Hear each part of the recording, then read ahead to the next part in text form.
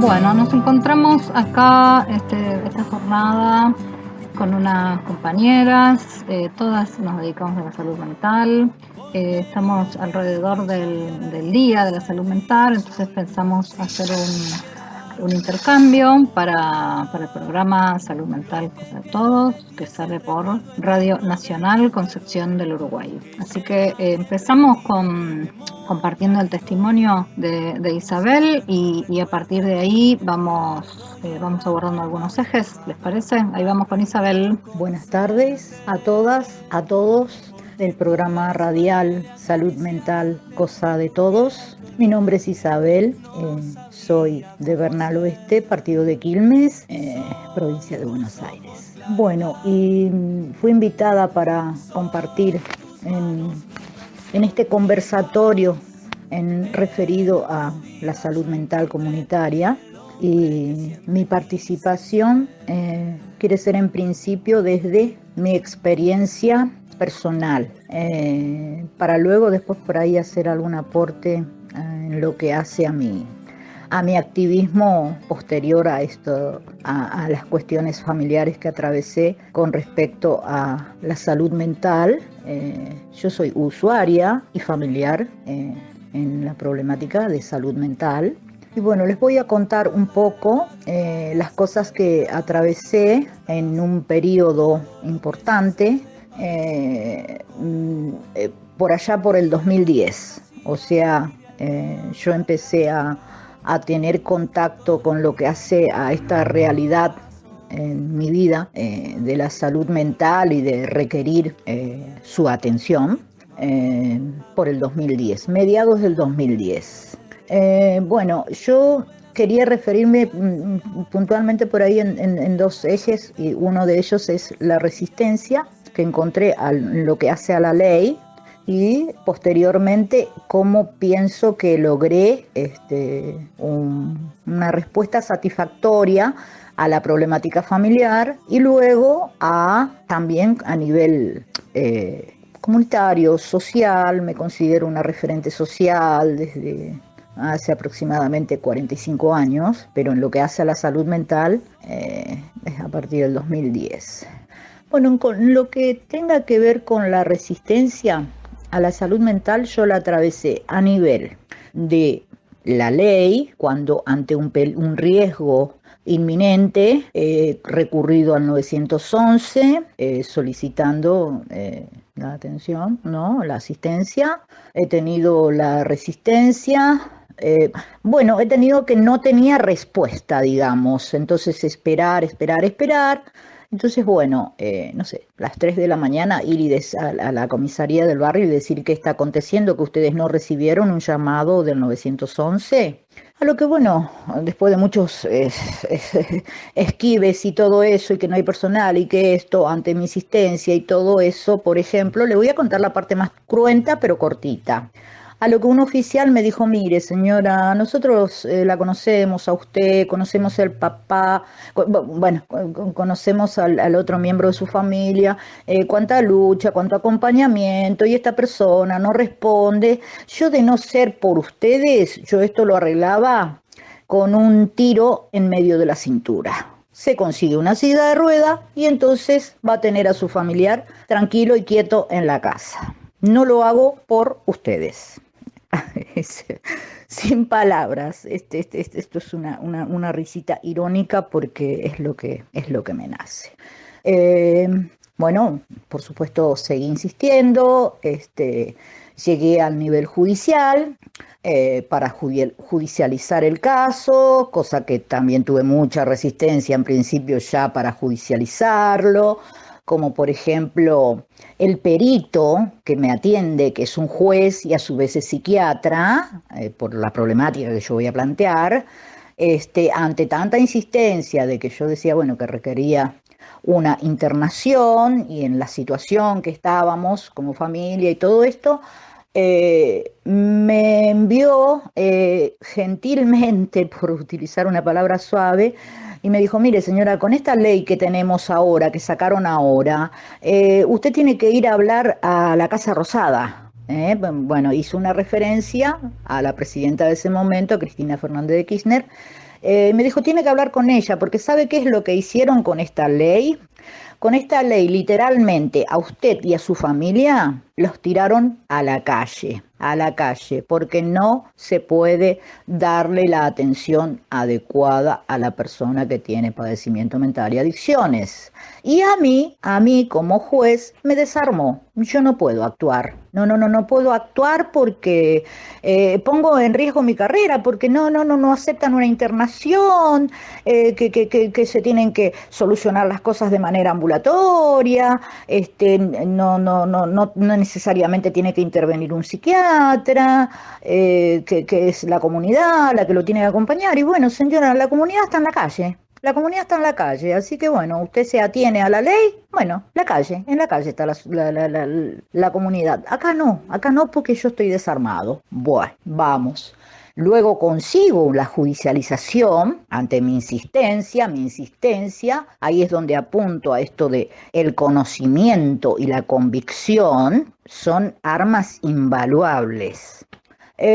Consigo la internación, la orden de internación, era plena época de epidemia de gripe A, parto hacia... Aclaro que yo soy una mujer, somos una familia, mejor dicho, ahora estoy hablando yo, pero somos una familia de nivel bajo, ¿sí? De nivel económico bajo. Meto a mi familiar en un remis y parto hacia el Cabret, allá, más allá de Luján, en Oppendorf. Cuando llego allá, no ingresa, acá no ingresa nadie, no me permitían, desoían la orden judicial, a lo que solicito al director, el director no estaba, bueno, pero lo hicieron venir.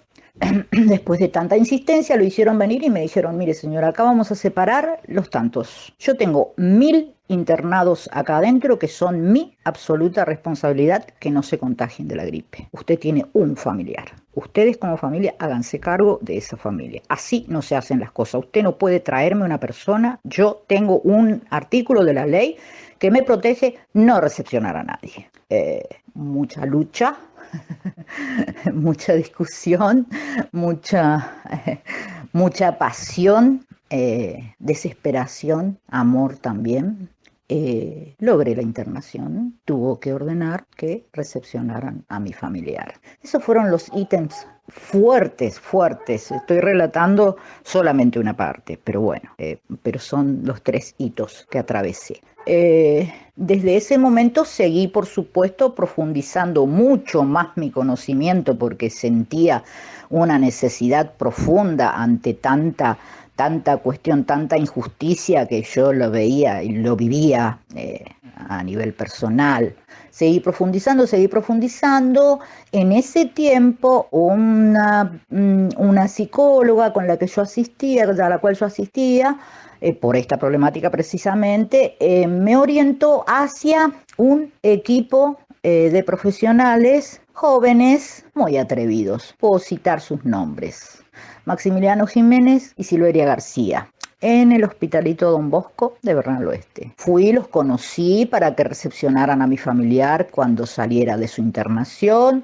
Así fue, recepcionaron al familiar, me recepcionaron a mí. Aclaro que hasta el día de hoy trabajo con el licenciado Jiménez. Así que bueno, digo jóvenes y atrevidos, porque realmente estaban muy comprometidos en lo que hace a la ley y en lo que hace a la práctica, ¿no? A la práctica concreta de la salud mental y adicción comunitaria.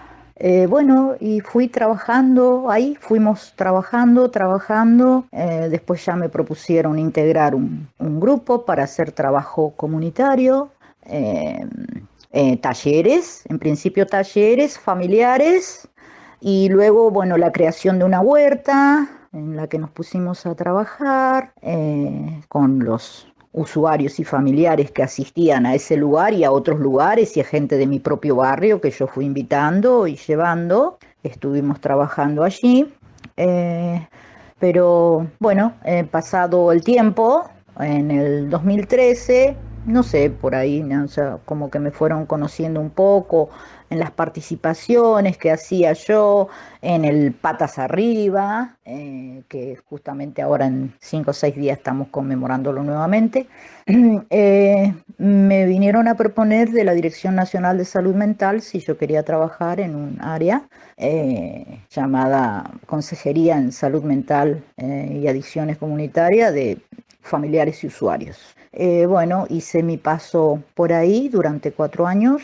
El trabajo que realizaba tenía que ver con difundir la ley por todo el país, por las pequeñas organizaciones, por los hospitales, los centros comunitarios, escuelas, universidades, hospitales.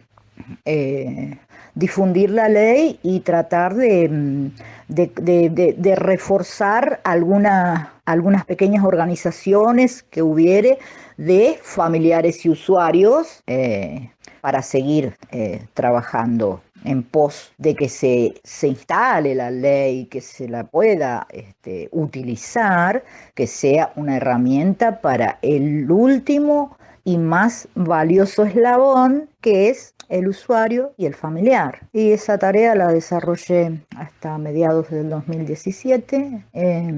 Bueno, y hoy estoy desde su creación, siendo integrante del Foro de Salud Mental de Quilmes, a donde, bueno, tratamos también en este tiempo como bastante limitado, este tiempo de pandemia. Pero bueno, tratamos de fortalecer la red, de difundir la red de salud mental comunitaria, promover actividades en determinados días específicos, y si no, inventamos un día igual para juntarnos en un hospital, en una plaza, para seguir hablando de salud mental, porque bien, estamos como muy convencidos de que la salud mental es algo de todos y de todas, y bueno, tratando de promover eso. Hoy es bastante limitado. Bueno, por lo demás, lo que yo les puedo decir, que me parece que aparte de que la ley está como muy quieta, está como muy ahí, sabemos que no se cumplieron ítems importantes, que como por ejemplo el 2020, el último año para que hubiere neuropsiquiátricos abiertos, teniendo personas adentro. Eso no ha ocurrido. Y volviendo a lo que hace a la resistencia de la aceptación de la ley, yo opino que la herramienta que se puede utilizar y que considero es efectiva, más aún en estos tiempos de redes, que hay tanta utilización de la tecnología para difundir cuestiones que cada uno quiere difundir, ¿no?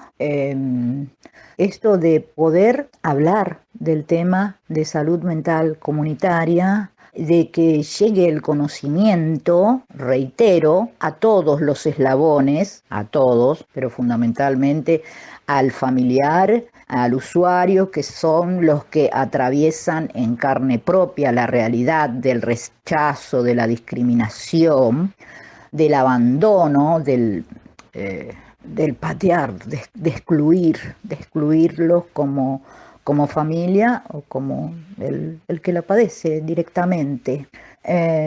Y poder profundizar en eso, cada uno desde su lugar. Esa es la razón por la que yo estoy mandando este audio a esta radio. Yo considero que la radio es un medio extraordinario para transmitir cuestiones que interpele a la gente. Creo que no conozco mucho de tecnología, soy analfabeta prácticamente, pero creo que es uno de los medios. Algún especialista por ahí alguna vez me ha dicho que es uno de los medios que más aporta a poder impartir alguna cuestión, como para poder ayudar a la comunidad en general, a la más alejada, y más aún en la Radio Nacional, bueno, sin palabras, ¿no?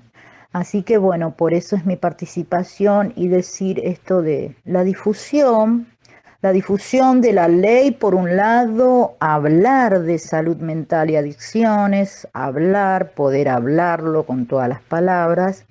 Y por ahí también tengo un parrafito para referirme a esto de que la salud mental y mucho más la rama de las adicciones, eh, por la sociedad común, es tratado como un problema moral. O sea, es un vicioso, una viciosa, o qué clase de padres tiene, por qué lo educaron así. Bueno, mi tarea hoy, humildemente, pasa a ser de que gente con la que hablo y porque veo mucha gente en la calle que está padeciendo y aún mucho, cada vez más, el consumo de alcohol, de drogas y todo eso, sabemos que está mucho, mucho más más fuerte en estos tiempos de pandemia. Entonces tengo la oportunidad, aunque sea como de decir, oh, y esos drogones en la esquina, ay, Dios mío, no se puede salir a la calle porque está lleno de drogones y todo eso. No sé qué le enseñaron los padres. Bueno, mi trabajo en este momento, ante esos comentarios o algo, puedo decir mi trabajo, mi compartir, no es un trabajo, es un compartir de convicciones. Que yo le digo que es una enfermedad y es una problemática semejante a una cardiopatía, a una diabetes, y yo no escucho que la gente diga ese cardíaco de M o esa diabética de HDP. No escucho. Entonces, el poder incluir eso y de que esto no es una cuestión moral, no es una cuestión de educación, no es adicto o adicta o padeciente mental el que quiere, porque quiere y por la nada, por osmosis, por la nada mismo, o sea que le viene por el aire, no es un virus. Así que bueno, pienso que poder trabajar ese tema, porque es como también es un poco como decir eso, es un poco de desligarse. Y en realidad yo soy una convencida que la enfermedad, el padecimiento mental y de las adicciones es cuestión de todos. Todos tenemos parte en eso. Y en la recuperación también. Por ahí es muy, no sé, es muy soberbia, pero yo pienso que nadie enferma solo, ni nadie se sana solo. Entonces, sanar o mejorar, ¿no? Una cosa así. Así que estamos, que todos tenemos un papel, un pequeño pero importante papel. Desde el momento que yo a alguien no le diga vicioso, no le diga, no la mire como viciosa, como alguien falto de... Ya estoy aportando. Al igual, cuando lo miro de manera inversa, también estoy aportando.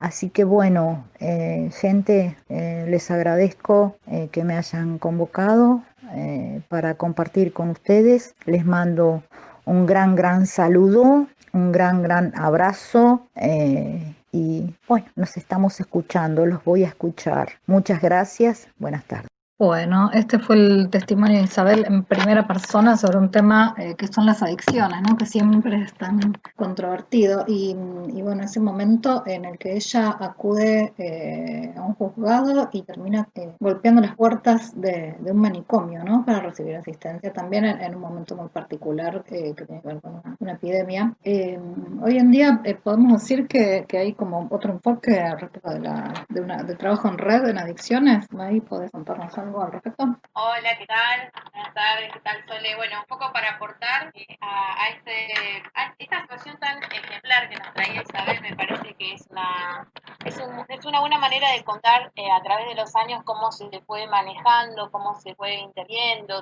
no solo desde salud, sino de diferentes sectores, a la temática y problemática de la salud mental y las adicciones. Traía como varias instancias o variables para pensar cuando pensamos en salud y cuando pensamos no en esto que ella decía de cura y enfermedad, para pensar qué dimensiones se van a poner en juego antes de la ley de salud mental del año 10, ¿no? La 2657, y después y a hoy. Estaba pensando en eso. Quizás me gustaría hacer un recorrido breve que me hizo pensar a partir de esta situación familiar que traía la usuaria, y de eso iremos entonces abordando y comentando qué sucede hoy, ¿no? Y también atravesado por esta situación de pandemia, lo que tiene que ver con las problemáticas de salud, con consumos problemáticos, ¿sí? Como se le dice desde un paradigma, no es tan nuevo, pero sí a partir de la ley podemos decir que empieza a tener entonces otro rol, otro lugar de poder para pensar las intervenciones nuestras desde los equipos de salud.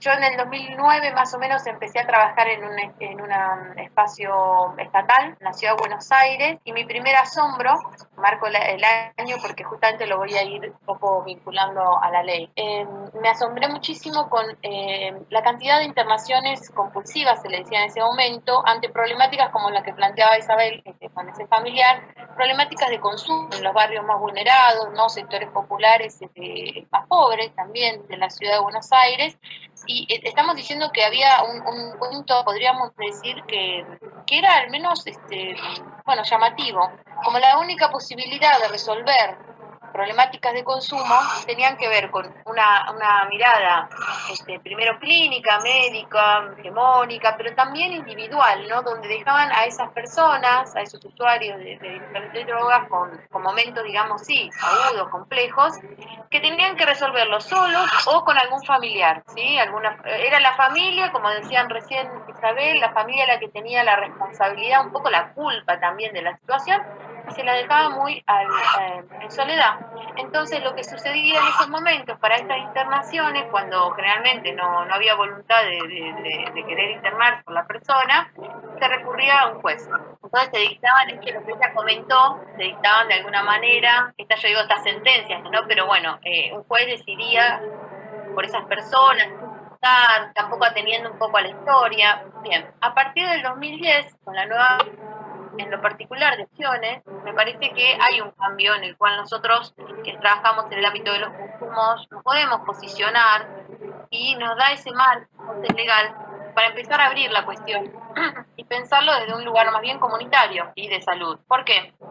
Porque justamente era un concepto que lo deslizó Isabel, pero también que lo escuché el año pasado en Esquel, en un encuentro internacional de fracaso y psicología comunitaria, ahora no recuerdo el nombre, quizás está mejor, pero sí lo que traigo aquí era un ejemplo, creería que era de la comunidad de Huelche, Mapuche, no sé cuál de los dos, entre Chile y Argentina, siempre está vinculado, donde lo que decían los compañeros allí, las compañeras, era que tenían esta idea de que cuando enfermaba una persona en la comunidad, era la comunidad la que enfermaba. Entonces la manera de solucionar ese problema tenía que ver con que toda la comunidad se comprometía a solucionarlo. En ese punto creo que podemos pensar que en estos últimos años lo que cambia el paradigma de los consumos va a tener que ver con poder entonces involucrar a diferentes sectores, referentes de la comunidad en las problemáticas de los consumos. No solo ya una persona que consulta en un equipo, que además puede ser en salud, también digo, habilitando equipos de salud, equipos territoriales, hubo todo un cambio a partir de diferentes lógicas,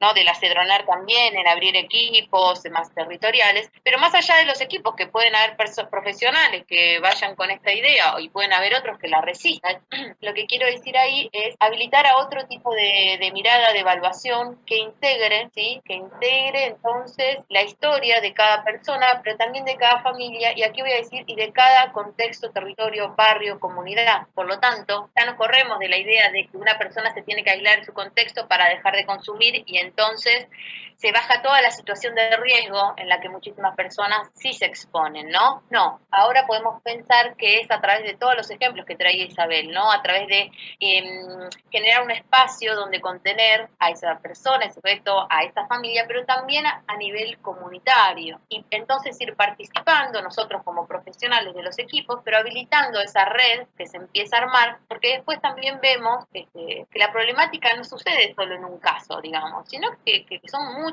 y que cada uno va a tener su particularidad, ¿no? Al mismo tiempo, la respuesta va a tener que ser de alguna manera una distinta de que sea solo individual, a través de internaciones o no.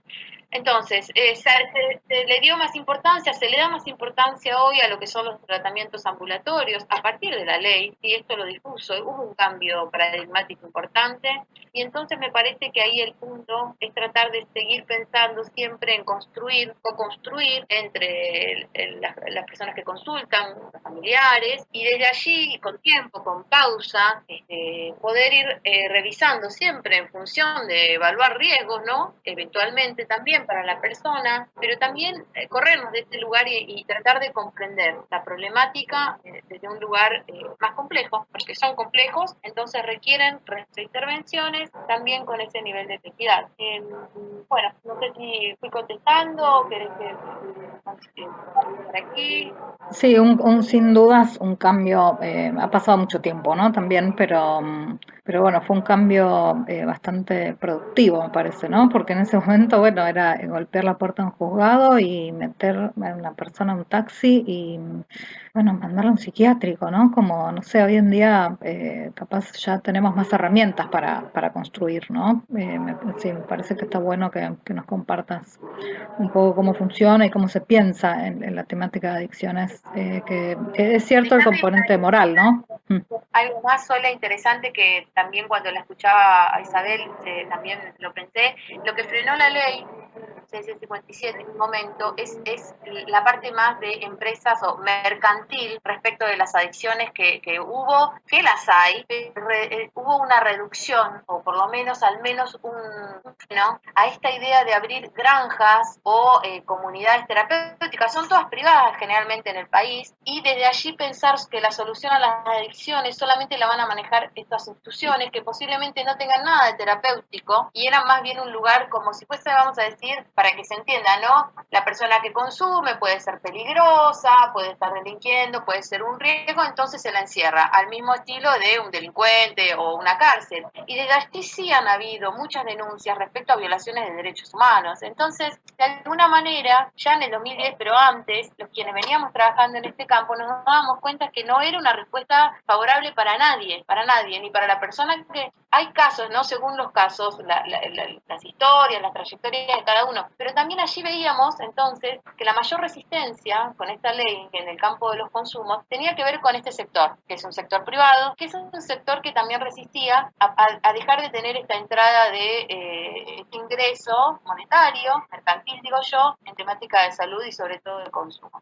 A mí en lo que tiene que ver con el ejercicio en estos últimos 10 años, al menos en ese punto siento que fue un aval legal muy interesante, ¿no?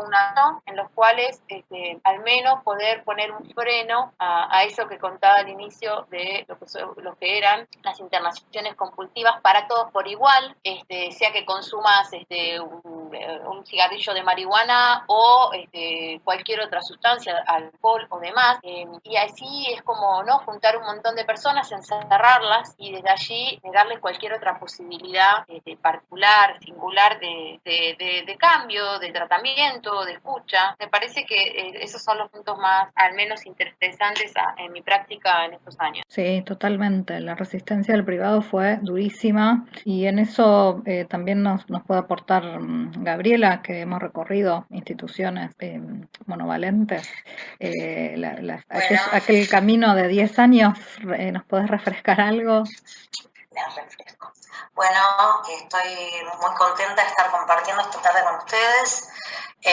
Mi experiencia es en torno a lo que se fue desarrollando desde la Dirección Nacional de Salud Mental, en particular a lo que hace referencia Sole, es a la evaluación de condiciones de internación. En estos 10 años a mí me tocó, junto a un equipo interdisciplinario, realizar estas evaluaciones y la realidad es que nos encontrábamos con muchísimas internaciones compulsivas, como estaba contando Mariana. No quería dejar pasar lo siguiente, cuando Isabel cuenta que llegó al juzgado y el juez le manifiesta todas las resistencias que fue teniendo. Lo cierto es que la ley había previsto incluso a aquellas personas que no habían tenido la posibilidad de tener un abordaje comunitario, un abordaje en el ámbito sanitario, la posibilidad de que un juez le indique y permita que esa persona tenga una evaluación por un equipo interdisciplinario dentro del ámbito sanitario. E incluso esto después fue retomado por el Código Civil. Como bien decía Soledad, la mayoría de las internaciones eran compulsivas y tenemos que recordar que las internaciones involuntarias, cuando así sea necesario, pueden ser implementadas tranquilamente. El punto es lograr un control judicial, que sea un control judicial adecuado y permanente, y que exista una situación de riesgo cierto e inminente que amerite que la persona tenga que estar en una situación de internación involuntaria. Por lo tanto, en este marco hay que recordar que si una persona necesita una internación porque se encuentra en una situación de riesgo cierto e inminente, la ley prevé la posibilidad de aplicar. Simplemente está supeditada a ciertas pautas para evitar la vulneración de otros derechos. Creo que el gran valor de esta ley es haber puesto y haber resignificado a la internación como una medida terapéutica, pero sobre todo como una medida de alta restricción de las libertades individuales. Sí, eso no quiere decir para nada que no se puedan hacer, ¿no? Sino que, bueno, requieren un control un poco más cercano. Y también recordemos que el trabajo es, por más que sea una internación involuntaria, el trabajo que hay que hacer apenas ingresa la persona es tratar de convertirla en una internación voluntaria a medida que la persona se vaya recuperando, ¿no? O sea, la idea no es dejarla involuntaria para siempre. Y también pensar en el momento del alta apenas entra, ¿no? Porque si no es una puerta de entrada que no permite la circulación. Entonces, bueno, nos hemos encontrado con estas restricciones muy fuertes, ¿no? Al principio. Después, bueno, no nos encargamos más de esta tarea, pero bueno, me parece que fue muy importante darle en ese momento la posibilidad a la gente de entrevistarla y de que nos cuente cómo había llegado ahí, ¿no? En ese momento lo que fue también muy importante fue hacerle llegar a la justicia, al ámbito judicial, la posibilidad de intervenciones interdisciplinarias. Digo, mientras estaban haciendo estas intervenciones interdisciplinarias en el ámbito sanitario, en el ámbito de la salud, también la justicia tenía que hacerse eco de que hacía otro modo, porque no es azaroso que una persona vaya a pedirle a un juez solo una internación.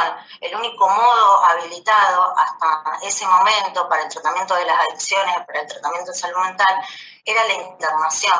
Entonces era necesario, me parece, también empezar a cuestionar esa medida terapéutica como si fuese la única y empezar, eso es lo que hacíamos a través de informes que eran interdisciplinarios, que no solamente se nutrían de la historia clínica, de la palabra de los profesionales, sino que ponía eje en la palabra de la persona e incluso de los familiares o de referentes afectivos para poder tener una visión más integral de la situación que estaba atravesando esa persona en ese momento determinado. Como decía Sole, sí, el norte que se plantea en una internación es la externación y en el medio lograr que esa internación pase de ser una internación involuntaria a una internación voluntaria. Por otra parte, también lo que se planteaba era la posibilidad de que las personas, pese a estar transitando una internación involuntaria, no sean sometidas a diferentes actividades absolutamente regladas, como por ejemplo los talleres de artes, de gimnasia, o muchas veces cuestiones vinculadas a no dejarlos transitar determinados espacios. Entonces, también se manifestaba que, si bien estaba bajo una medida involuntaria, el consentimiento seguía habilitado para el resto de sus actividades. En ese sentido me parece como fue muy potente poder hacer hablar en las disciplinas adentro de un expediente judicial. De hecho, muchas veces hemos tenido que ir a defender algunos informes básicamente porque eran interdisciplinarios. Sí, qué lejos que ha quedado eso, ¿no? Por tanto tiempo.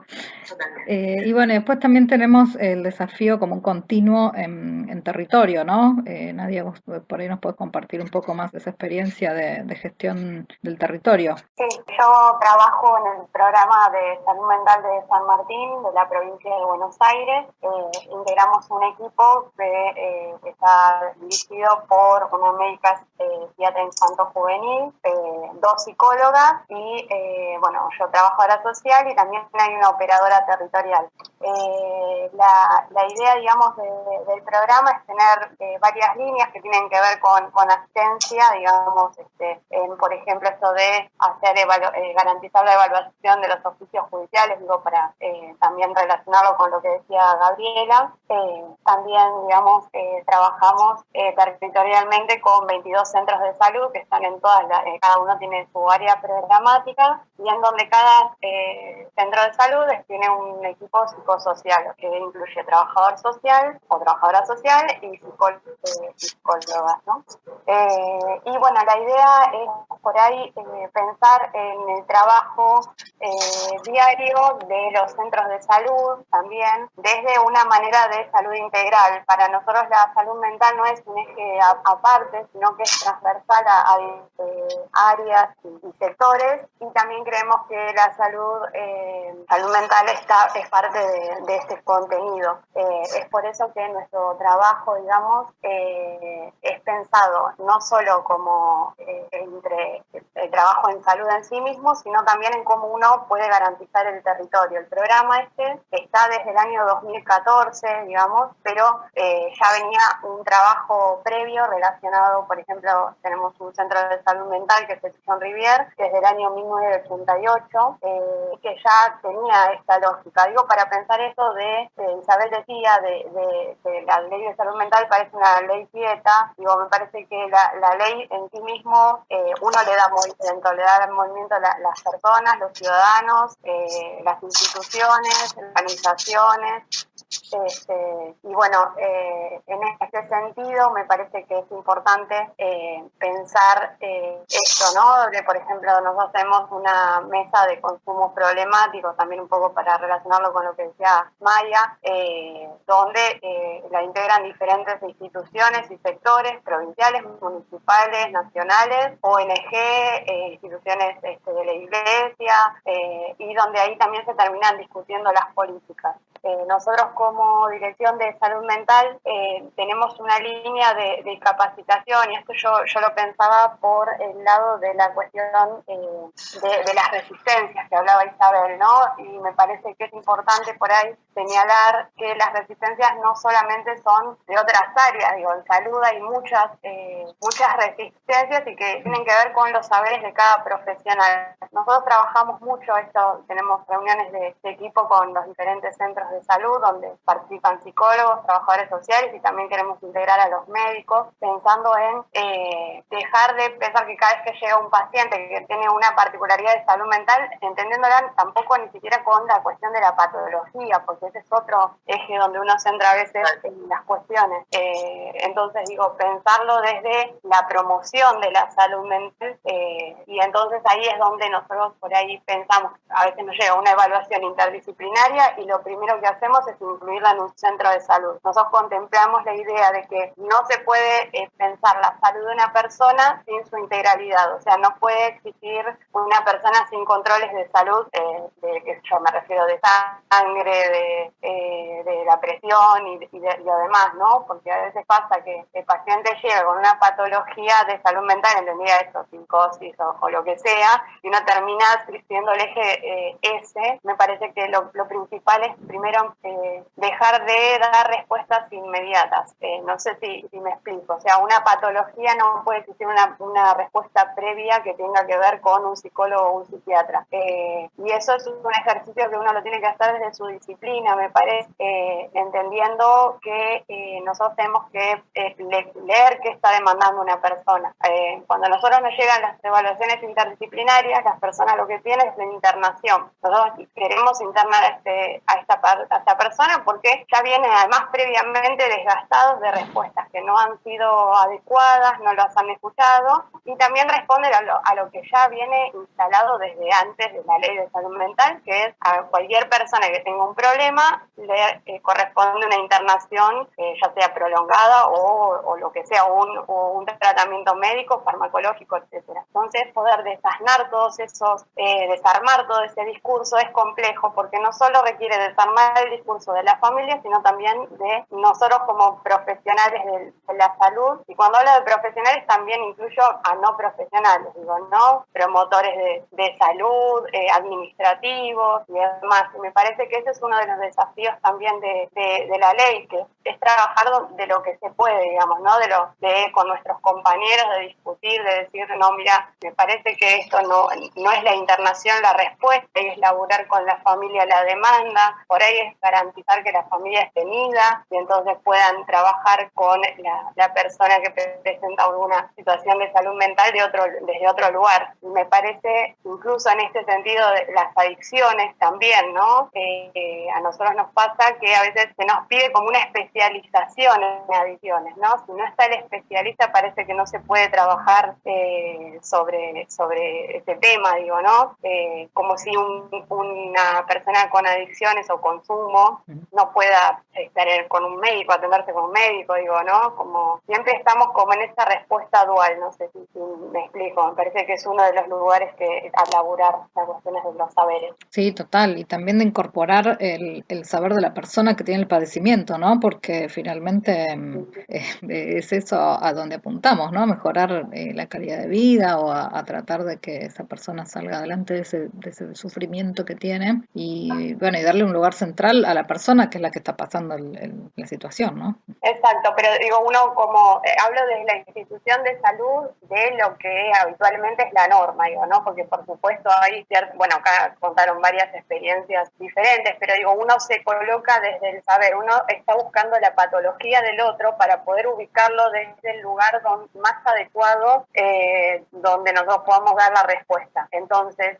uno no termina escuchando al otro, escucha lo que a uno se le puede acomodar desde la institución. O sea, nosotros estamos siempre trabajando desde el saber y esto de posicionarse desde el lugar del no saber a veces es un ejercicio bastante complejo para quienes trabajamos en disciplinas que ya fueron organizadas de determinada manera, donde uno trabaja con el famoso objeto de estudio. Entonces, ¿cómo transformar ese objeto en sujeto? Es un ejercicio que no es sencillo para quienes tenemos algunos, creemos saber disciplinarmente, ¿se entiende? Sí, total, hay que abrir un poco también, no solo en la comunidad, el conocimiento que tiene la persona que le está pasando, los referentes afectivos, del resto de la salud integral, ¿no? En pocas palabras, como nos queda cómodo a nosotros, me parece, como efectores de salud, acomodar a una persona en una patología como para derivarla y bueno, que camine por esa vía. Pero bueno, la apuesta es de centrarse, ¿no? Y en esto también de las instituciones, esto de que cuando uno trabaja en atención primaria, que es la comunidad, también uno tiene la visión desde la institución, piensa que es la comunidad y uno llega a un lugar y parece que tiene que inventar cosas en vez de decir, bueno, vamos a ver qué es lo que hay para después poder trabajar. Y en este sentido, incluir a la comunidad como una institución política, en el sentido de capaces de tomar decisiones, de poder saber sus problemáticas y que uno después ahí pueda, desde el no saber ubicarse, es otra de las cuestiones que a mí me parece que la ley termina planteando, porque descentra el eje ya no desde lo disciplinar solamente, sino también de la cuestión de la comunidad, del ciudadano ejerciendo, si se quiere, sus derechos. Eso también me parece que es una de las resistencias que se tienen de la ley. Sí, totalmente. Y bueno, ya que estamos en territorio, hacemos un viaje imaginario a la Patagonia, a esa tierra tan linda que es Chubut, y Amanda nos va a compartir también las experiencias desde las prácticas en Chubut. Son tus ojos claridad, son tus manos mi canción, mi paz. Bueno, hola, buenas tardes. Primero, bueno, agradecerles la actividad. Creo que esto tiene mucho que ver con el concepto de salud mental, ¿no? La posibilidad de tender redes, amistades y afectos. Creo que es algo que es una guía también en las prácticas cotidianas, ¿no?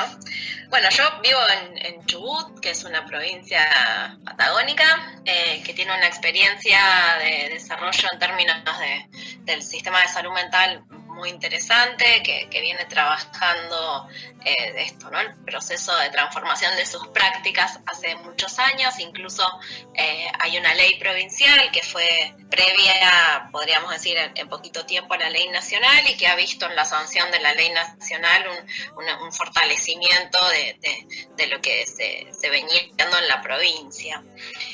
Lo interesante es que esta ley provincial plantea la constitución de una red asistencial sociosanitaria en cada localidad, que justamente lo que no hace es definir cuáles son los dispositivos en salud mental que deberían conformar la red, sino que está abierta a que cada localidad, cada territorio pueda abrir, transformar los dispositivos que necesite en función de las necesidades territoriales. Entonces es bastante distinta la situación de las localidades en relación a los dispositivos comunitarios, ¿no? El modelo está orientado claramente en el modelo de salud mental comunitaria, y por eso mismo al inicio de todo el proceso de reforma en la provincia se conformaron esta red de dispositivos y distintos programas, como por ejemplo el programa ocupacional laboral, a través del cual se crearon las primeras empresas sociales en salud mental, que es una experiencia que es súper interesante y, digamos, amerita ahí como una locución más larga, así que no la voy a retomar ahora. Pero bueno, la lógica, ¿no?, de la intersección entre la economía social y la salud mental es un motor, ¿no?, obviamente, de la reforma que como país también hemos visto mucho, que es la de Italia, y que justamente lo que hace es poner en relación el acceso a la salud mental y el acceso al trabajo como parte, ¿no?, constitutiva de la salud mental. Este es un programa. Otro de los programas que hay es el programa residencial, que es un programa, que lo que hizo fue crear casas de convivencia, ¿no? Tenemos también el programa de operadoras y operadores comunitarios, que también es súper interesante. Y veníamos así, ¿no?, como abriendo posibilidades para esto, ¿no?, la vida en comunidad de las personas con padecimiento psíquico, hasta que, como ha pasado también quizás en el resto del país, hubo un detenimiento muy importante, ¿no?, de la profundización en este marco de trabajo, en función de la crisis de diseño, como decimos acá en Chubut, que hizo que gobiernos de claro tinte neoliberal detuvieran todo lo que tiene que ver con estas políticas que buscan, ¿no?, justamente el acceso a la igualdad de oportunidades de todas las personas. Así que hace muchos años, ya casi 4 años, que vivimos en una situación de crisis económica y política constante, que tuvo mucho impacto en el sistema de salud y en el sistema de salud mental. Incluso acá en Chubut hace un par de años, salió en los medios, ¿no?, en el contexto de la ley nacional, ¿no?, salió en los medios que había como una idea, proyecto de abrir un espacio de internación especializada en consumos problemáticos en el área de cordillera. Imagínense que, muchos colectivos y agrupaciones de Chubut salieron, ¿no?, a contarle a la comunidad que eso no era posible. Pero esas cosas son las que pasan en la provincia. Obviamente un financiamiento de los dispositivos comunitarios muy importante, y nada, ¿no?, una clara lógica hegemónica sobre los discursos en torno a la salud mental, en torno a los consumos problemáticos, un discurso hegemónico en torno a la salud, e incluso la verdad es que nosotros veníamos como de conflicto en conflicto, y sucedió la pandemia, ¿no? Pero antes de la pandemia, una agrupación de compañeras de uno de los gremios de acá de Chubut se encadenó al Ministerio de Salud, ¿no?, después de ya no encontrar otras formas de diálogo con estos gobiernos, como para tener una dimensión de que cuando hablamos de salud mental, hablamos de todo esto también, ¿no? ¿Cómo podemos pensar dispositivos comunitarios si tenemos gobiernos que no hacen al lugar, ¿no?, ni a la participación, ni siquiera al respeto de los derechos fundamentales, como por ejemplo un salario digno, o incluso un salario en tiempo y en forma, que es el problema que tenemos acá, ¿no? Nuestra provincia tiene mucha de su comunidad es trabajadora del Estado, y mucha de esa comunidad está viendo hoy vulnerado ese derecho. Entonces la situación es como muy tensa constantemente y se vuelve, ¿no?, como un poco difícil pensar en esto que venía pasando, que era un proceso, la verdad, que hermoso, con muchas contradicciones, obviamente, como todo proceso que busca un cambio cultural. Así estamos un poquito en Chubut, después si quieren igual podemos seguir dialogando, pero la verdad que estamos en un momento donde es claramente necesario fortalecer las redes que hay, las redes territoriales, que la comunidad pueda organizarse para hacer respetar y valer sus derechos. Yo en lo personal creo que la ley de salud mental es extraordinaria, digamos, no solo en términos de la legalidad y el contexto de derechos, ¿no?, que estipula, sino también en relación a estas definiciones conceptuales casi epistemológicas, digamos, sobre qué es la salud mental. Digamos, a mí me parece que la ley de salud mental es tranquilamente una fundamentación para pensar en un sistema único de salud. Digo, creo que la forma de plantear la definición de la ley de salud mental, que es la salud mental, pero también cuáles son estas relaciones que se necesitan sostener y estos dispositivos que se necesitan crear y estas estrategias intersectoriales e interdisciplinarias, habla más allá de la salud mental. Habla de la salud y habla de la construcción justamente de la idea que tenemos personas de una comunidad, pero de la idea que también tenemos de quién es el otro con quien trabajamos, ¿no? Esto que también decía Nadia. Creo que justamente este es el desafío, ¿no? Como empezar a generar como estas formas de mirar el mundo que tengan en cuenta la complejidad, como también decía al principio, y la determinación social de la salud, digamos, porque mi sensación también es un poco esta idea de que vamos como generando como sistemas de protección en paralelo y que justamente es lo que se está hoy poniendo, o por lo menos yo lo pienso ahora, ¿no? La situación de Chubut, o sea, por más que tengamos esto, ¿no?, dispositivos súper interesantes, bueno, si no tenemos financiamiento no funcionan, y si las personas que trabajan ahí no pueden sostener sus prácticas porque el gobierno no les paga durante 3 meses, tampoco funciona, porque es esto, porque es una interrelación de derechos humanos la que está siendo vulnerada. Entonces me parece que un desafío súper interesante es empezar a pensar, no digo empezar a pensar, digo profundizar en esta línea de generar respuestas complejas a problemas complejos. Y una respuesta compleja no puede reducirse a la práctica de un dispositivo. Creo que ese es un desafío interesante. No sé, yo puedo dejar por acá, si quieren, después podemos charlar si les interesa alguno de los dispositivos en particular. Pero bueno, estamos un poco complicados en Chubut y bueno, y también tratando, ¿no?, de pensar otras formas de aportar al cambio. Y bueno, en eso estamos. Sí, muy también movilizante, ¿no? Cómo luchar por derechos en lo que tiene que ver con la salud mental cuando están siendo vulnerados nuestros derechos, ¿no? En tanto personas que trabajamos en el Estado, ¿no? Es una disyuntiva muy grande, ¿no? Tener que estar luchando por nuestros derechos salariales, que es algo como muy básico, ¿no?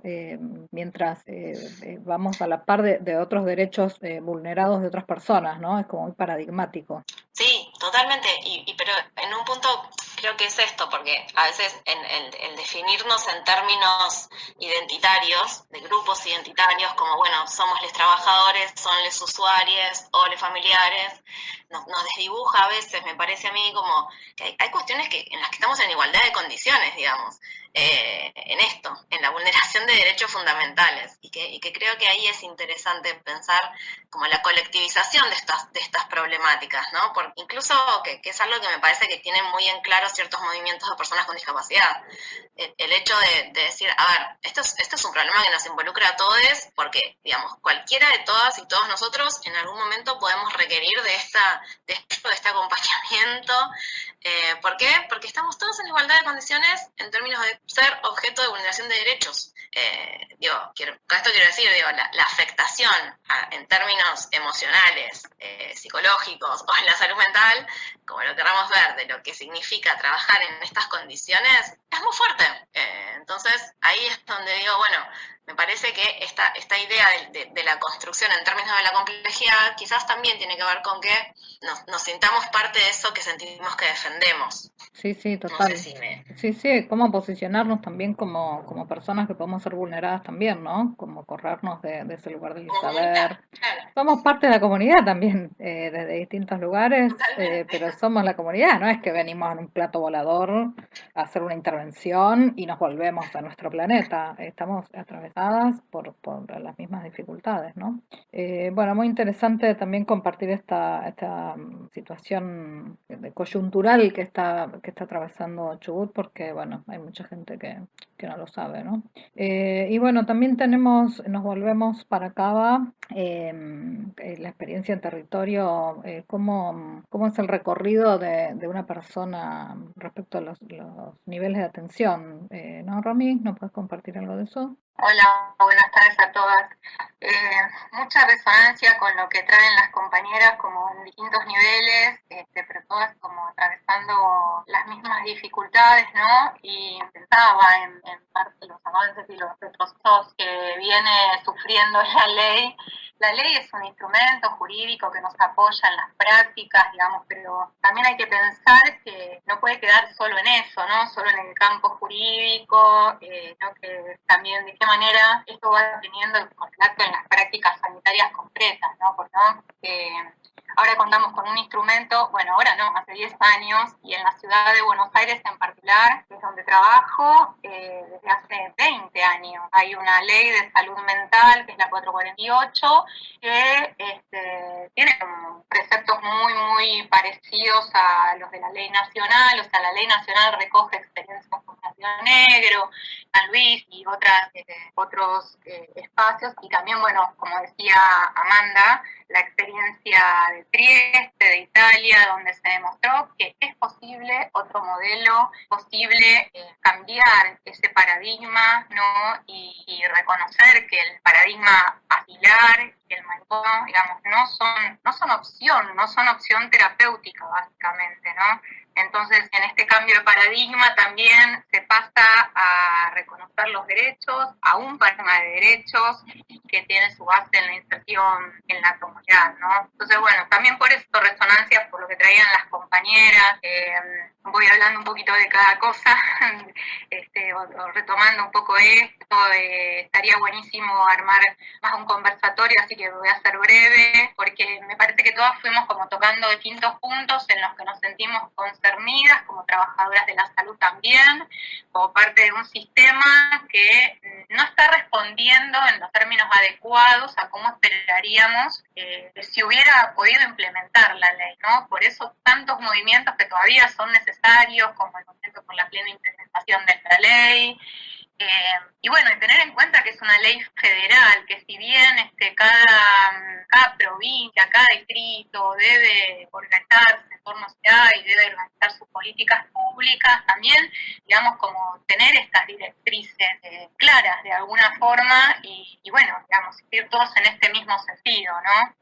Sabemos también por hechos muy recientes que lamentablemente hay distintas corporaciones muy interesadas en que esto no suceda, en que estos avances no se produzcan. Por eso hablaba hace un ratito de los avances y retrocesos, porque hubo un primer impulso cuando la ley se sanciona, donde digamos, muchos espacios, organizaciones y organizaciones de usuarios, familiares, profesionales de la salud, militantes, etcétera, del campo de la desmanicomialización, vamos, nos sentimos como muy impulsados y respaldados en torno a prácticas que ya se vienen ejerciendo desde hace muchísimos años en nuestro país, ¿no? Hay experiencias que recogen, digamos, esto que sucede en Trieste en los años 70, que originan la ley 980,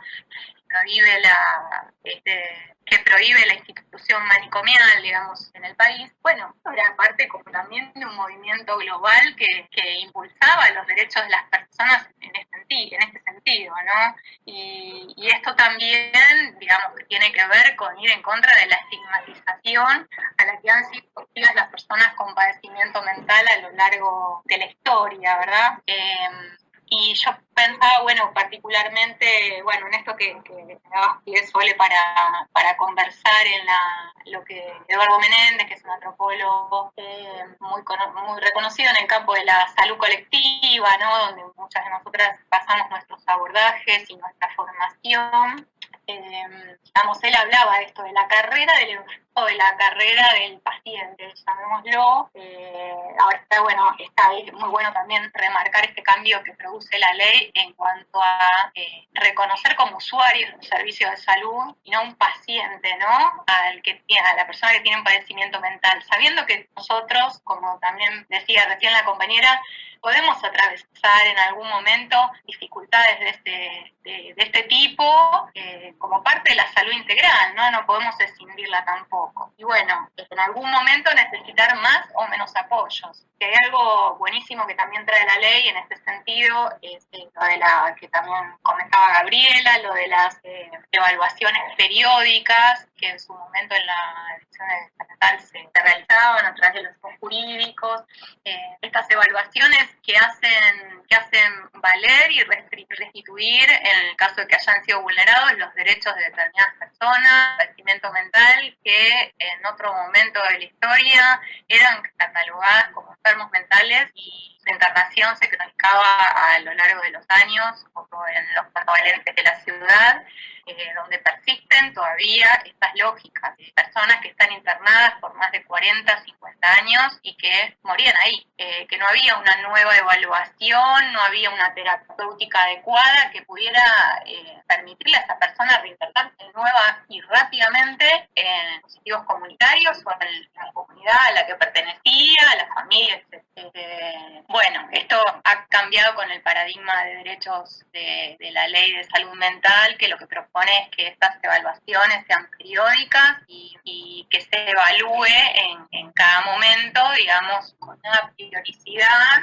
y esa persona sigue necesitando esos apoyos, necesita nuevos, o ya puede recuperar determinados derechos que quizás y que habían sido vulnerados. Entonces, me parece que, bueno, viene a traer como un aire muy distinto a cómo se venía pensando, ¿no? El paradigma similar, digamos, también no solamente afectaba a las personas con padecimientos mentales, también a los niños, a las niñas y adolescentes, digamos. Hay todo un contexto normativo ahora que permite pensar en otros modos también, que recuerda otros modos de intervención ya existentes, digamos, de esa manera. Y en esto que hablábamos de la carrera del enfermo, ¿no? Que Abel relataba, situaciones como hipercomplejas, todas las trayectorias que las personas tienen que hacer para lograr su derecho de acceso a la salud, ¿no?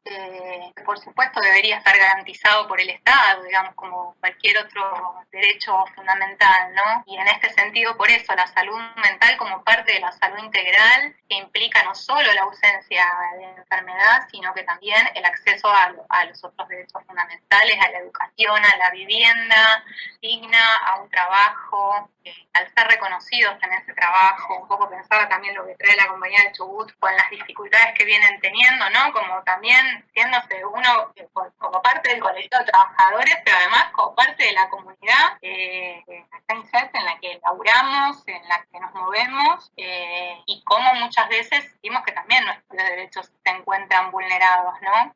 Yo pensaba, bueno, trabajo en primer nivel de atención al sur de Cava, que es un área de la ciudad que tiene los peores indicadores socioeconómicos de la ciudad de Buenos Aires, socioambientales inclusive. Bueno, sabemos que las personas viven en situación de hacinamiento y con absolutamente todos sus derechos vulnerados, porque muchas veces también se trata de personas migrantes que ni siquiera tienen el derecho a la identidad, a una documentación, ¿no?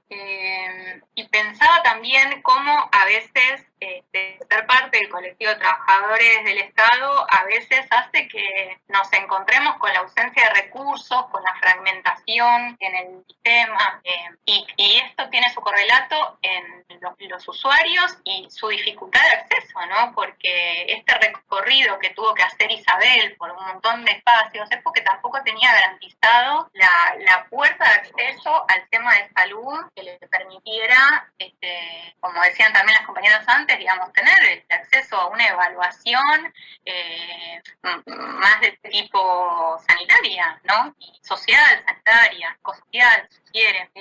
Y cómo tiene que ir a golpear la puerta de la justicia para que alguien le pueda dar una respuesta cuando no debería ser así, ¿no? Bueno, ahora, después si quieren retomamos este tema que esta semana con la cuestión de la Asociación de Médicos Municipales y cómo salen rápidamente por un evento en donde una persona con padecimiento mental mata a un policía, digamos, salen rápidamente a querer restablecer viejos paradigmas que ya han demostrado ser no solo insuficientes, sino absolutamente nada, no existen, no pueden considerarse. Como tratar de volver a traer la peligrosidad a la escena cuando hablamos de riesgo, en realidad, de riesgo cierto inminente para estar así o para estar. Bueno, eso lo podemos retomar si quieren, pero cómo los intereses económicos giran siempre en torno a las prestaciones que son posibles, ¿no? Y a las prácticas que son posibles y a la política pública. Cómo tratan de incidir en la agenda pública de manera que, se retorne a viejos paradigmas que ya han demostrado ser obsoletos y que no funcionan, como el manicomio. Las cosas a veces hay que decirlas por su nombre, que eso sí es una privación ilegítima de la libertad. Entonces, bueno, facilitar a las personas el acceso a la salud para que esto de la carrera del enfermo ya no tenga que ser, digamos, poder sustituir el paradigma del manicomio a la regulación de los servicios de salud con base en un hospital general. El sistema de salud está organizado en 3 niveles. Hay sistemas que son el sistema público, el sistema de obras sociales y el privado, ¿no? Dependiendo del nivel adquisitivo de las personas, habrá acceso a uno o a otro, ¿no? Y un poco como también mencionaban las compañeras, cómo urge la pronta discusión de la utilidad de un tema único de salud que garantice el acceso a la salud pública, gratuita y de calidad para todos y todas. Eso es fundamental para que finalmente, digamos, pensar en términos de salud integral y de garantizar este acceso a las personas con las que trabajamos.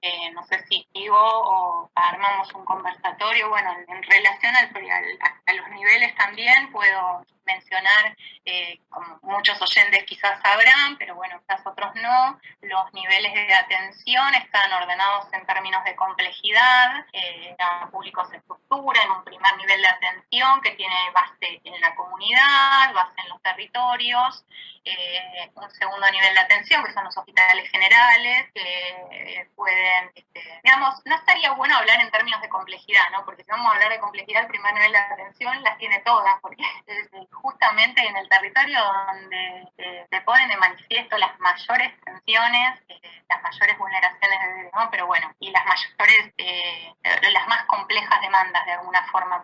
Pero bueno, después está el segundo nivel de atención, que es el de los hospitales generales, que tienen la posibilidad de una internación cuando hay que hacer alguna intervención biomédica más compleja y más especialidades. Y después está el tercer nivel de atención, que es el tema, digamos, el hospital monovalente, ¿no? Dentro de los cuales se encuentra el hospital monovalente de salud mental o manicomio. Bueno, el que prohíbe ya su creación desde su sanción y preveía el cierre de todos ellos para el 2020, readecuando los servicios. Lamentablemente esto no fue posible, pero bueno, hay que seguirla, ¿no? Hay que seguir construyendo, y me parece que no ya en términos, lo que venimos hablando tampoco del voluntarismo ni de la fragmentación, sino de una política pública integral que realmente pueda optar a que esto sea, pues, ¿no? Pues los intermedios finalmente tengan el financiamiento que necesitan para ser creados y habilitados, ¿no? Bueno, por ahora dejo acá y seguimos. Sí, un recorrido muy interesante, porque quizás también desde nuestro saber damos por sentado que la comunidad por ahí sabe lo que es primer nivel, segundo nivel, y bueno, por ahí también está bueno como socializar este conocimiento, ¿no? Es un repaso muy útil el que hemos hecho recién. Y por ahí ahora sí abrir al diálogo en relación al desafío, ¿no? Porque, bueno, la pandemia medio que nos agarró así como una pausa que iba a ser, en principio creo que pensamos más corta, pero que quizás es una oportunidad como para barajar y dar de vuelta, ¿no? Cuando esto se empieza a retomar las actividades, ¿cómo les parece que se puede seguir, ¿no? De acá en más en relación al trabajo comunitario en salud mental? Vamos tomando un poco la palabra cada una, intercambiamos. Sí, sí, adelante. Sí, quizás desmutémonos y vamos armando ahora sí conversación, ¿no? A medida que vaya haciendo. Vale, yo pongo la cámara también, así nos vemos.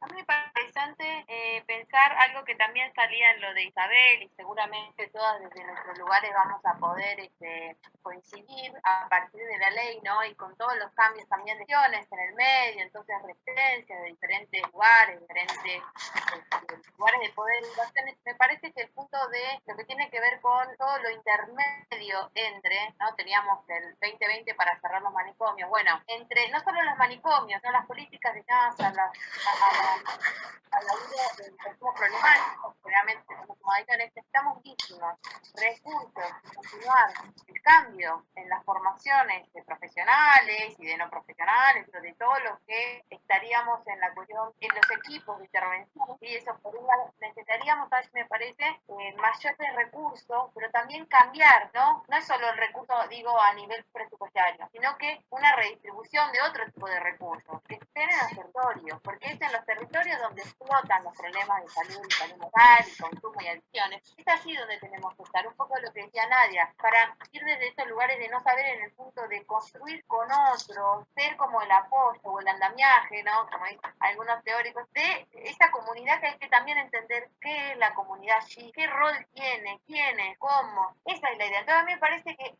ese es el punto, y todavía nos quedamos más en lo teórico, ¿no? Porque tiene mucho debate teórico la ley atrás, pero ahora hay que bajarlo al territorio, llenarlo de cuerpo, energía, de presencia de profesionales, pero con las referentes, con la iglesia, con los policías, con las fuerzas que están aquí en los territorios, intervienen muchas veces el sentido común, desde la formación que tienen, y allí, ¿no? O sea, a partir de la posibilidad que nos abre, a nivel de romper paradigmas que no eran desde lugares de garantías humanas, ¿cómo podemos decir? Entonces, y nosotros intervenir también, orientar en estos cambios paradigma también finales, ¿no? Abrirnos nosotros, corrernos un poco de saber. Y algo se lo dejo picando a mis compañeras. A mí me gusta mucho pensar, es algo que me traje también de algunas experiencias en otros lugares, interesantes, salud mental o desmanicomialización también. Me parece que a veces nuestros lugares también pueden ser esos de ir en función de siempre correr de nuestra ausencia, ¿no? De ir, generar, acompañar procesos y después, bueno, listo, ya chao. Y ahí es como decir, buenísimo, la comunidad que antes de nosotros resolvía, resuelve y vive y sobrevive. La respuesta, sí. Y nosotros es como ayudamos, pensamos con esta ley, con lo que nos formamos, con esto, y después vamos a otro lado. Algo así me gustaría pensar en eso. Sí, en el reconocimiento de que las comunidades también ya vienen con sus propios conocimientos, con propia forma de resolver sus problemas, sus conflictos, sus tensiones, e incluso también con esta historia de dificultad en acceso a tantos derechos, ¿no? Que en las mismas comunidades se van autoorganizando y encontrando los modos de respuesta posibles, ¿no? Un poco esto que traía de la carrera del enfermo también tiene que ver con el modelo de atención, cómo los pensamos, ¿no? Que también podemos pensar en un modelo biomédico donde, el usuario va al servicio de salud mental pidiendo una curación determinada o por cualquier patología o lo que sea. Cuando en realidad la comunidad tiene sus propios modelos de autoatención y muchas veces también son mixtos. Desde los trabajadores de la salud, las trabajadoras de la salud, también poder pensar e incluirnos y conocer profundamente cuáles son esas formas en que la comunidad donde estamos trabajando resuelve esos problemas, y también promoviendo esto que decías, May, de la participación, pero una participación que sea real en términos de poder incidir en la política, ¿no? Porque no solo de la resolución de sus problemas micro comunitarios, sino que también, es esto pueda tener incidencia en cómo se definen las políticas públicas, ¿no? Y en ese sentido, bueno, me parece que la cuestión presupuestaria, si bien quizás no la mencionamos tanto, pero sí es un punto fundamental, porque en la medida en que no se define financiamiento a todos estos dispositivos que hacen falta para la gestión del manicomio, para realmente que las comunidades puedan agenciarse y dar los recursos que necesitan para dar respuesta, más allá de los recursos que buscan al interior de cada comunidad. Me parece que el Estado ahí tiene un rol fundamental y que no se puede dar responsabilidad. No termina siendo, como esto que decíamos antes, el voluntariado de los trabajadores de la salud o trabajadores sociales, psicosociales.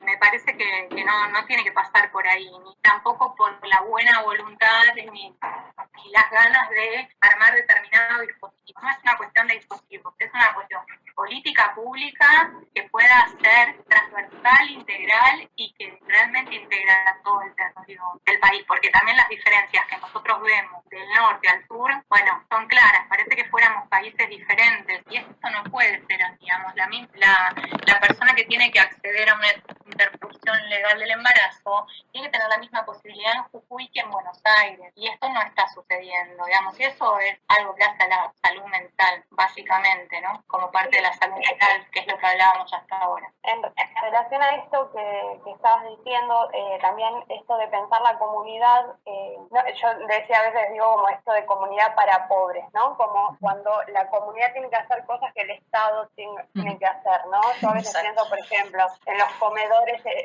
comedores barriales y todo eso. Uno no tiene que olvidar, digamos, que el comedor existe porque hay gente que no está pudiendo comer, digamos, vivir o autoabastecerse. Entonces, digo, en ese sentido, también uno no puede perder ese eje como trabajador, quizá no profesional, digo, trabajador como asalariado, digo, esto de, por ejemplo, decir, nosotros somos el Estado, yo escucho mucho de eso, nosotros somos el Estado, no, somos trabajadores del Estado, digamos, no estamos en condiciones de ser el Estado como si fuese un kamikaze uno donde está dispuesto a todo, eso que Elena de la Aldea hablaba de esto de la cuestión de uno se sacrifica, hace cosas por el bien de la comunidad y todo eso. Eso me parece que es una de las... La subjetividad heroica, ¿no? Ahí va, eso, hoy estoy como que no me acordaba, gracias.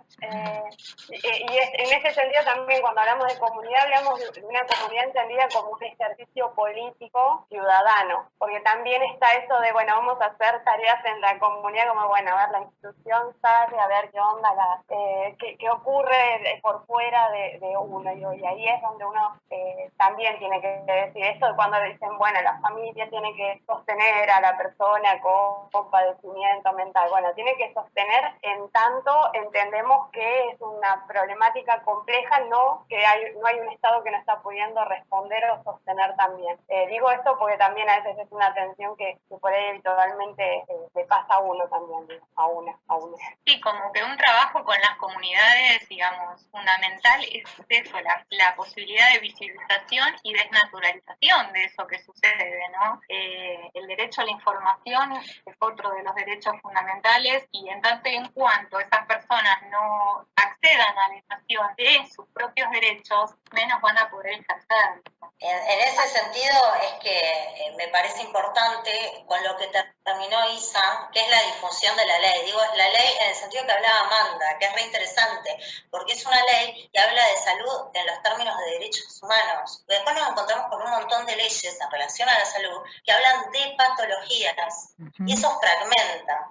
Y me parece que no sé quién dijo, hablar de la comunidad como un sujeto político. Entonces no es la comunidad de qué manera dar respuesta a una problemática, sino la comunidad de qué manera se organiza, y por otro lado, de qué manera se organiza para pedir los recursos necesarios para dar esa respuesta. Porque evidentemente hay respuestas que exceden.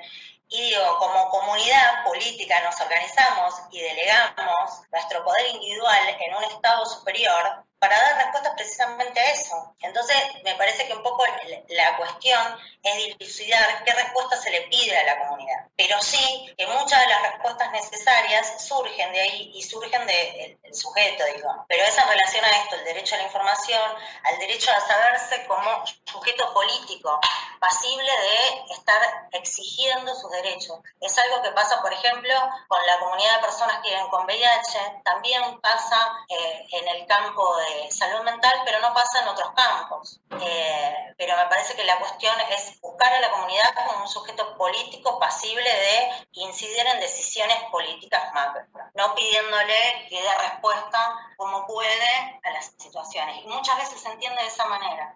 Sí, la comunidad con un... ahí va, Amanda.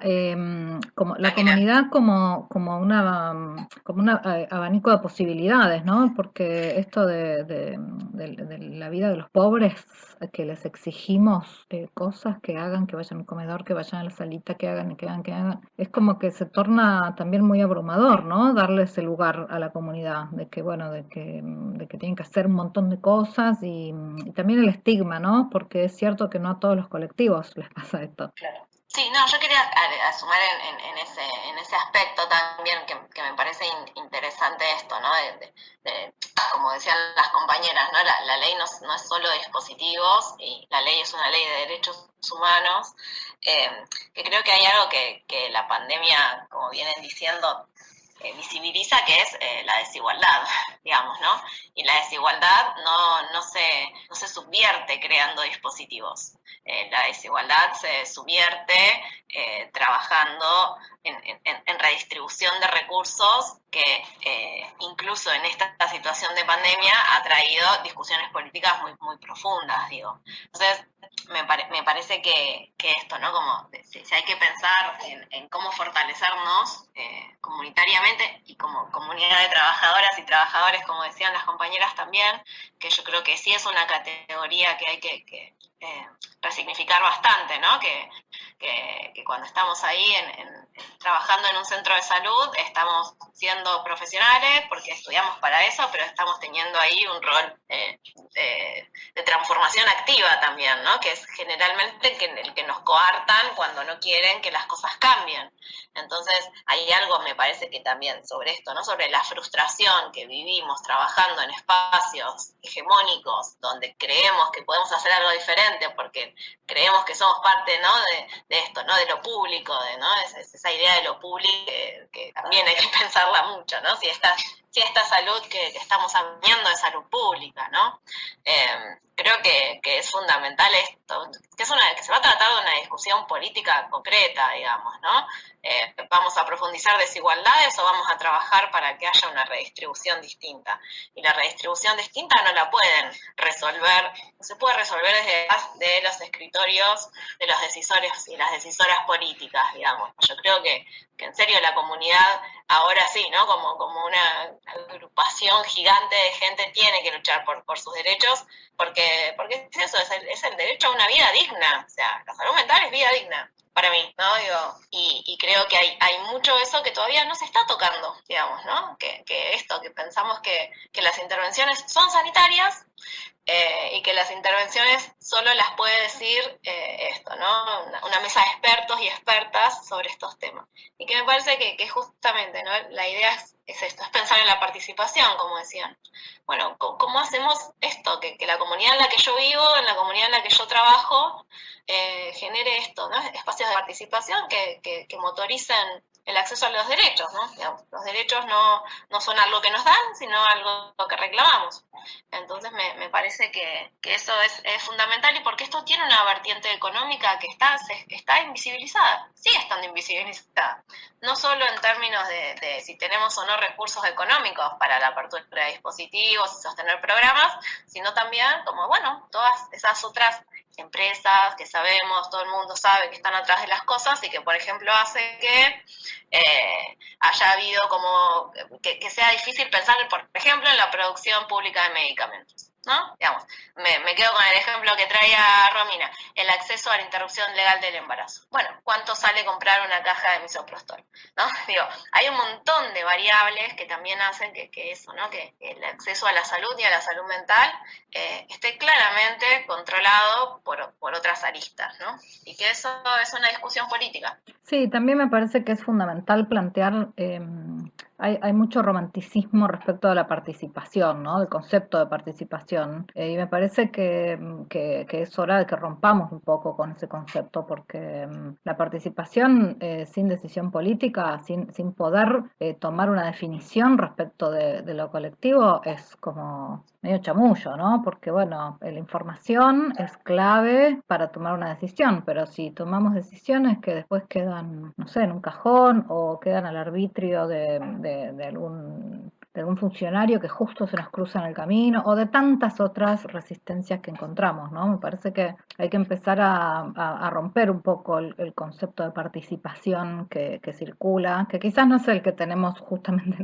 en este colectivo que estamos ahora, pero sí se usa, me parece, la participación, retomando esto de las obligaciones de los pobres, ¿no? Como que la participación es ir al comedor y hacer una olla popular. Bueno, no, la participación me parece que el eje central es poder tener acceso a una información comprensible que te permita tomar una decisión y que se pueda llevar adelante esa decisión, ¿no? Porque si no es una participación como para la foto. Sí, por eso yo hablaba antes de la participación real de las comunidades, no solo una participación simbólica donde hacemos un como si estamos todos participando, hacemos reuniones, hacemos asambleas, pero después eso no tiene su correlato en la agenda política, no tiene su correlato en la política pública. Entonces está bueno esto de trabajar la participación comunitaria, pero también desde ese punto de la visibilización y de la desnaturalización de la vulneración de derechos a la que muchas personas ya vienen acostumbradas y no se han cuestionado a lo largo de su vida, y es trabajar esto colectivamente para exigir, la perspectiva de derechos no es solamente que las personas reclamen su derecho, tiene que haber también un Estado que primero que promueva esos derechos y que proteja las leyes que garanticen esos derechos, ¿no? Como sucede con la ley de salud mental. Necesitamos, bueno, la ley fue promovida gracias a todo un trabajo militante anterior de muchas organizaciones. Bueno, ahora necesitamos también un Estado que esa ley la proteja, la promueva y promueva esos derechos y genere las políticas públicas acordes para que esa ley pueda efectuarse. Y bueno, por supuesto que la comunidad tenga el acceso a la información y que conozca sus derechos, y así va a poder realmente tener la capacidad de cumplir el cumplimiento de los mismos, si no termina siendo una participación absolutamente simbólica y desprovista de todo correlato en lo concreto, ¿no? En las condiciones materiales de vida que tanto hacen también a la salud integral y mental de las personas. Y muy frustrante, ¿no? Para quien tiene ese lugar de monigote, que se cree que está participando y uno se da vuelta y después hacen algo que no tenía nada que ver con eso, ¿no? Digo también en relación al lugar nuestro como trabajadores y trabajadoras, ¿no? Puedo plantear un caso hiper concreto. La Comuna 8 viene peleando por un hospital en Villa Lugano hace unos cuantos años. El gobierno de la ciudad, ¿qué hace? Bueno, arma es un centro asistencial, ¿no?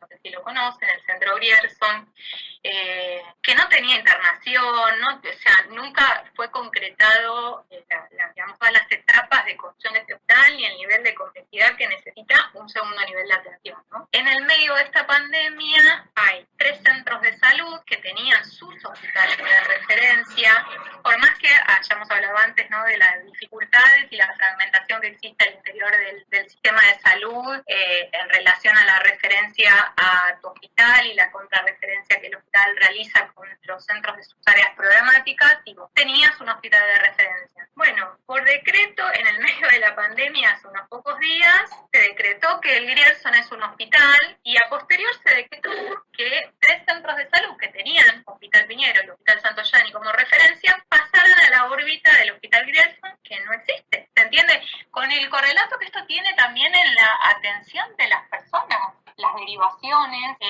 bueno, nada, este como si no, porque ahí la comunidad está hiperorganizada, está organizada ya en términos de la reurbanización, que también siguen planteando dificultades en relación a eso, porque si bien van consiguiendo con la lucha algunas cositas, terminan siendo como migajas del Estado y como operaciones de maquillaje que no terminan dando respuesta real a las problemáticas complejas y concretas de las zonas que viven en los barrios vulnerados.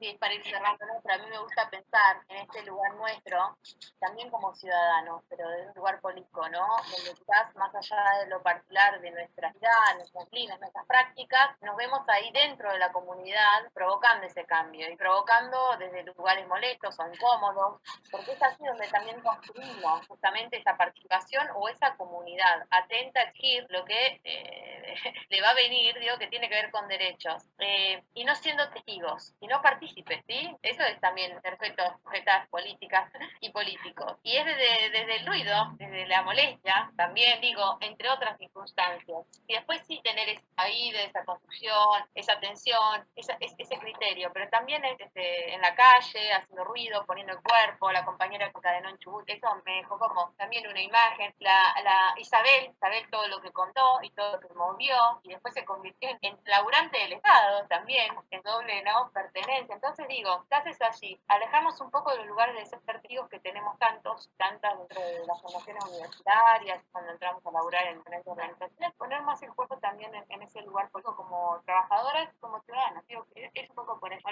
molestando. Total, y bueno, por ahí también para dar un cierre, esto también de reconocernos desde el lugar en donde estamos, ¿no? De reconocer nuestros privilegios y de que tenemos una situación en el mundo y poder tener un poco de acercamiento a la situación que tiene otra persona, ¿no? Porque a veces decimos cosas, consejos, bueno, hace esto, hace aquello, sin muchas veces chequear si esa persona ni siquiera entendió, ¿no? Ni hablar de si tiene las posibilidades de hacerlo. Es un yo creo que es un esfuerzo, ¿no? Como un posicionamiento político profesional que tenemos que ejercer como en nuestro rol, como ser conscientes del lugar de privilegio que estamos ocupando también en las comunidades para despojarnos un poco de ese prejuicio, ¿no? Que nos atraviesa por esto, por ser también parte de la comunidad, por más profesionales y por más buenas intenciones que podamos tener, ¿no? Y por ahí, bueno, el hacer la referencia a Kino que nos dejó, con el dibujito donde acaricia a Mafalda y le dice, no pudimos cambiar el mundo, pero qué susto le dimos, ¿eh? Y me parece que eso resume un poco, ¿no? Lo que estuvimos haciendo estos 10 años y lo que nos toca por delante, seguir dando sustos y dándonos sustos, ¿puede ser? Totalmente. Y armando redes, ¿no? Porque esto también que comentaban las chicas al principio es fundamental, ¿no? Como en medio de tanto desánimo, quizás, o de otra cosa compleja y frustrante, también seguir armando redes y lazos afectivos, vincularse para elaborar en esto. Y paso un chivo. El encuentro de prácticas comunitarias es un encuentro que se viene realizando hace 10 años, justamente el mismo tiempo que tiene la ley. Originalmente tenía como una impronta más orientada a salud mental, pero pues bueno, nos identificamos con las prácticas que dan con impacto en la salud, así que bueno, somos un conjunto de organizaciones, instituciones, de agrupaciones políticas, culturales, bueno, hay profesionales de la salud, hay trabajadores de otros campos, y bueno, vamos armando redes, vamos armando regionales, y la idea es promover expresiones activas que nos permitan seguir fortalecer estos armados, ¿no? Se realiza de manera horizontal y federal todos los noviembres. Esta vuelta va a ser virtual, del 6 al 23 de noviembre. También invitamos a anden ahí viendo las redes. Saludcomunitaria.net es la página, y bueno, Facebook, en Instagram, en Twitter. Así que la idea es como seguir fortaleciendo estas redes y poder compartiendo estas experiencias que también a veces nos van dando ideas recíprocas de cómo también desde las bases nos podemos ir organizando para hacer otra cosa, para ir al final. Total, para seguir adelante, ¿no? Ni más ni menos, que no es poca cosa. Bueno, chicas, ya les robé 2 horas de este día. A mí me encantó compartir este espacio, que empezó un poco adelantado, un poco accidentado por un corte de luz que tuve, pero bueno, se fue resolviendo, como se resuelve todo, de a poco, ¿cierto? Así que bueno, me encantó conversar un ratito con ustedes y les agradezco mucho. Muchas gracias a vos, a la gente de Entre Ríos también. Obvio, nuestro público ahí, escuchando. Son tus ojos claridad, son tus ojos claridad, son tus manos mi canción, mi pasión, mi paz. En tu vida yo encontré el hombre que siempre quise ser.